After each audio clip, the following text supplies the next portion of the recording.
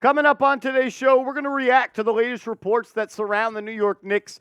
Ian Begley and Mark Stein, two of the most trusted insiders that cover the NBA, have updates on some New York Knicks trade targets, including Bruce Brown, Jordan Clarkson, Malcom Brogdon, and Alec Burks. Before we dive into today's show, and I tell you who I think the Knicks should trade for, I need all the real ones to sound off in the comment section. If you could only have one of these players be traded to the Knicks prior to the NBA trade deadline, who would you want it to be? And I don't want you just to choose the best player available. Think about the price and what it would give up for Leon Rose to acquire one of these guys. Type the initials of the player you want to see wearing blue and orange down in the comment section.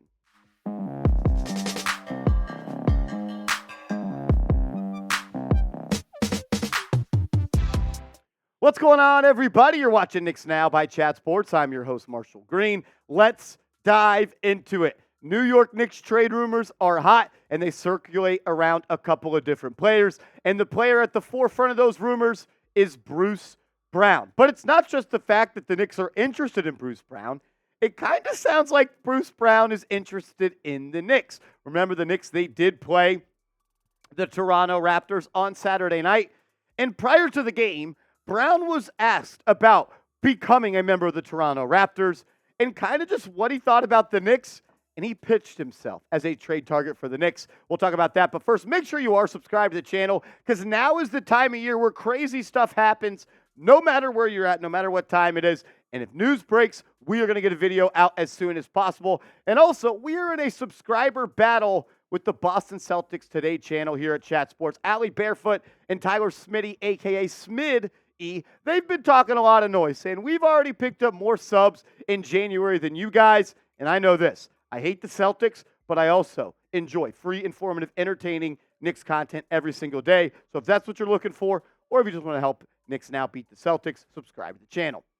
So Bruce Brown, prior to that game on Saturday against the Knicks, said this, quote, "I'm a dog. I can just do about whatever Tom Thibodeau needs. I play extremely hard on both ends. The type of player he likes. Every time we play Thibs, I go up and shake his hand because what he's done. Nothing but respect.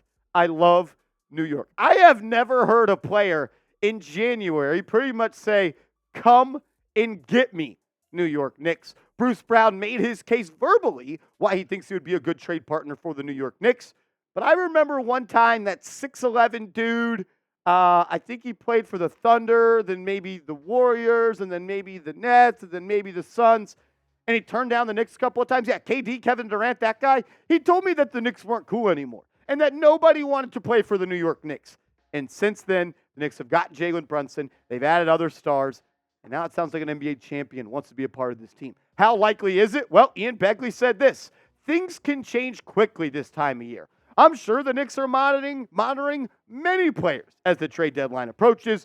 But at the moment, Bruce Brown and Alec Burks are two players squarely on New York's radar. And this is not the first time we've talked about Bruce Brown on this channel. It's not the first time that Ian Begley has talked about Bruce Brown on this channel. We've heard Ian Begley. We've heard Fred Katz. We've heard Stephen Bondi. We've heard Mark Stein. Every New York Knicks beat reporter, and now NBA beat reporters that cover the NBA have all linked the New York Knicks to Bruce Brown. I don't really love the idea. This is what Mark Stein said. He added to it, quote, "The Los Angeles Lakers and the New York Knicks are two teams known to have coveted Brown last summer before Indiana used a considerable chunk of cap space to win the race for his signature. They have been frequently mentioned as likely suitors since Toronto acquired the 6'4" swingman as a centerpiece of the Pascal Siakam trade. The Raptors' asking price for teams interested in acquiring Brown has been described as a future first-round pick and a quality player." A future first-round pick and a quality player? I mean, how many hustle guys do the New York Knicks need? How many do you need? You've already got Bruce Brown at home, and Josh Hart, and Dante DiVincenzo, and Quentin Grimes, and all of these different types of players. I respect Bruce Brown's game. I understand what he does. He improves your team on the margins. He helps you become a better team diving for loose balls. He is a winner, and he did that as a member of the Denver Nuggets. Last year, he averaged 11.5 points per game, 4+ rebounds, almost 3.5 assists, and he shot 48% from the field and 35.8% from three. This year, though, the three-point shot has fallen off. And we know in the NBA, the shot can come and it can go. But at the end of the day, I don't really think the Knicks need a guy like Bruce Brown. Do they? Do the Knicks need to add another player that, in my opinion, is somewhat a liability on the offensive end? I don't know. But I will say this. He was awesome in that NBA Finals run for the Denver Nuggets. I mean, the guy was special. Took him a little while, first couple of series, didn't contribute all that much and somewhat struggled. The efficiency from downtown did not come until the conference finals versus the Lakers and against the Miami Heat in the NBA Finals.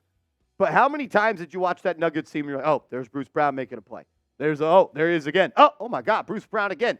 But we have that guy. His name is Josh Hart. And I honestly think the want for Bruce Brown is more so due to his contract right now. Bruce Brown is on a 2-year, $45 million deal. Evan Fournier is on an $18.8 million expiring deal. He can pick up his option for next year. Not he, the team. It is a team option. The Knicks do not want to pay $19 million to a player to sit on the bench. So what does all this mean, Marshall? The Knicks want to still have a player that makes $20 million next year or this summer that they could move in a superstar trade. But I'll tell you this much. I am not trading a first-round pick and a young player. You want me to trade Grimes, Fournier, and a pick for Bruce Brown? No way. The Knicks need an offensively skilled guard. I respect the hustle. I respect the work. I just respect all the things that Bruce Brown does. But at the end of the day, Tom Thibodeau needs talent. And this team needs talent on the offensive end. They need a guard. And I've said this 5,500 million times. The Knicks need a guard that can create for themselves and can create for others and play defense well enough to where they can play at the same time as Jalen Brunson. To me, that is not Bruce Brown because I don't see him controlling an offense, and he rarely creates offense for himself in the half court. Do you want Bruce Brown on the Knicks? According to Mark Stein and Ian Begley, sounds like the Knicks are focused on getting a deal done there.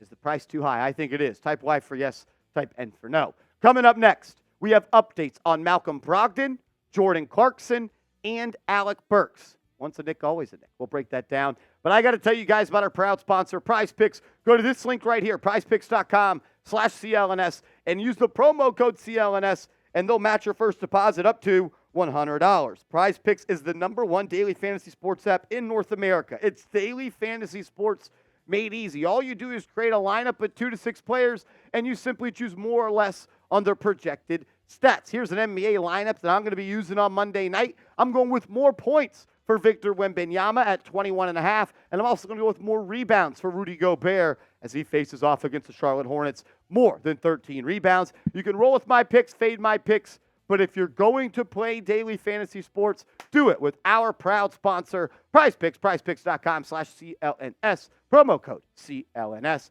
$100 deposit match.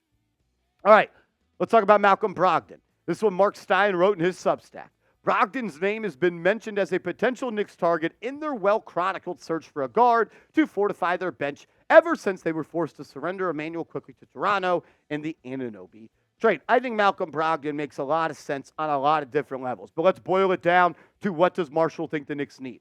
A creator for themselves, a creator for others, and a guy that can play alongside Jalen Brunson. Malcom Brogdon, check, check, check. He can do all of those different things. And on top of that, I don't necessarily think that it would take the New York Knicks to send out Quentin Grimes in a Malcom Brogdon trade. I think you take one of those protected picks you have. Maybe you trade your first-round pick this year, and it's top 18 protected alongside Evan Fournier, and you get to acquire Malcom Brogdon. You want to know what also makes it interesting? Malcom Brogdon is on the books for $20 million next year. It is reported that the Knicks are interested in Bruce Brown because of his contract. You have the same contract for Malcom Brogdon. He's a better player, and he fits your needs a little bit more. Brogdon is a player that I am extremely interested in if you don't get a guy like DeJounte Murray. What about Jordan Clarkson? A lot of you guys have asked me about Jordan Clarkson. Well, NBC Sports said this. The Knicks and Jazz have reportedly talked about a Jordan Clarkson trade. Quentin Grimes, unquestionably, would be part of that if it came to fruition. Quentin Grimes for Jordan Clarkson? Are you high? Are you kidding me? The Knicks wouldn't trade Quentin Grimes for Donovan Mitchell. And now we're trading him for Jordan Clarkson. All respectfully, NBC Sports, who the hell are you listening to? Because I don't believe there is a single team that would give a young, cost-controlled player with a high ceiling for a guy like Clarkson. Clarkson is at the bottom of my list amongst the 4 trade targets that we have talked about in today's show. I also saw Ian Begley. I don't want to quote it. I don't remember exactly. I think he said it may take a first-round pick to get Jordan Clarkson. They are not going to sell him cheaply in Utah. Clarkson, good player, but he's a shot chucker. He's inefficient, and he's a liability on the defensive end. Heard he's a great locker room guy. Heard he's loved in the building in Utah. But at the end of the day, the Knicks have those guys. They need someone that can be efficient, create for themselves, create for others, and play defense. Jordan Clarkson only checks 2 of those boxes. What about an Alec Burks trade?